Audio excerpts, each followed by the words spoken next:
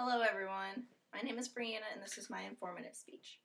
To start off with, I want everyone to take a second and touch their hair on top of their head.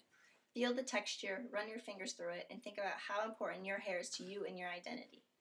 Now, imagine that you look down at your hands and find that your hair is falling out due to extensive chemotherapy treatments you recently have begun due to a newly diagnosed type of cancer. How would that make you feel? Sad, angry, depressed? This is currently happening in the lives of many children and adults that are suffering from medical conditions that cause hair loss. Luckily, there are people out there that grow out their hair and donate it to organizations that focus on making wigs for those children and adults that are suffering from those conditions. I recently cut off 10 inches of my hair and have donated it to an organization and have researched everything that I need to know for my hair to be utilized so that I can bring confidence back to a person who is suffering from hair loss. Since I have done research on this topic lately, I have decided to inform you all on hair donation and talk about what medical conditions in which hair donations benefit, the types of hair accepted for donation, and the guidelines that need to be followed during a donation cut so that it can be utilized for a wig. First, I will begin with talking about the types of medical conditions that affect people in which hair donations benefit. According to Locks of Love, a well-known organization that has been providing wigs to children and teens under the age of 21 since 1997, the people they mainly serve are affected with alopecia, which is an autoimmune disorder that causes the hair follicles to shut down and is a permanent type of hair loss.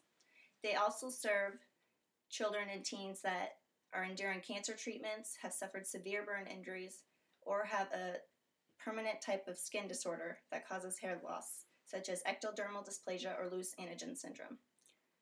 According to Taber's Medical Dictionary, ectodermal dysplasia is a disorder in which there is a dysfunction of the growth of the hair, nails, glands, or teeth. And loose anagen syndrome is defined as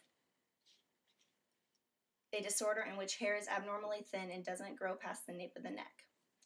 Many other organizations out there specifically benefit children with those same types of diseases as Locks of Love does because the wigs sold in retail are specifically made to fit adult heads, not children. There are certain organizations such as Pantene Beautiful Lynx that focus on making wigs for adults that suffer from cancer.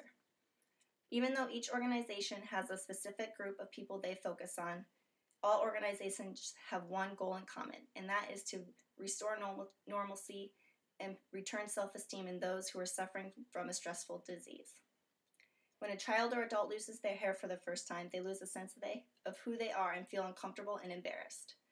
Receiving a hairpiece made specifically for them allows them to live a normal life and helps them gain back the self-esteem they once had. Now that you know what diseases affect people and which hair donations benefit, I will talk about the types of hair that are accepted for donation. There are many different charities out there that accept hair donations. Some examples are Locks of Love, Wigs for Kids, Angel Hair Foundation, Pantene Beautiful Lynx, Childhood Leukemia Foundation, Children with Hair Loss, Hair That Cares, and a few other ones. According to the article How to Donate Your Hair by Susan Vila Lewis, the lengths of hair that are accepted by most charities vary from 8 inches to 12 inches at the minimum, but usually the longer the hair, the better. All natural hair colors are accepted by charities besides gray or color-treated hair.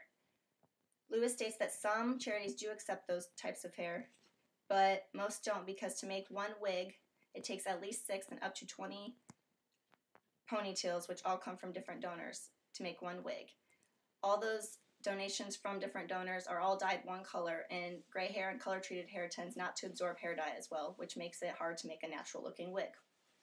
Bleached hair is also very difficult to work with, so that is not accepted by most charities. All texture of hair is accepted, such as curly, wavy, or straight hair. Dreadlocks and permed hair are not accepted because the chemicals used to perm hair make it difficult to absorb the hair dye. After a person decides they are ready to donate and have decided which charity they are going to donate to, they must follow the certain guidelines of those charities, which leads me to my next point of informing you of the general guidelines. After making an appointment with your stylist, the donator must make sure that the guidelines of their chosen charity are followed during their cut. The article Donating Your Hair to Cancer Victims by Crystal Schwenke gives general guidelines that need to be followed for most charities. First, before your cut, the ends should be trimmed of all dead ends or split ends. Then the hair is split up into different sections of hair. This is my hair that I cut off to donate, and are measured at the minimum length that is needed, which is usually 10, but depends on the charity that you choose to donate to. Then each section is bound at the top of the measurement with an elastic band. Some charities prefer it to be bound in the middle too for extra support. After all sections are measured out and bound together, then the stylist cuts at the top of the measurement so that the hair stays secured together. After the hair is cut and styled and you're all done, the donor must then follow the mailing instructions of their chosen charity. Most charities prefer that the hair is stuck in a plastic bag and then into a padded envelope and sent in along with the form they have you to fill out that comes from their website. And those are the guidelines that are needed to be followed for most charities out there. Now that I have informed you all on hair donation, you all can use this information and enlighten someone that you may know who is thinking about hair donation.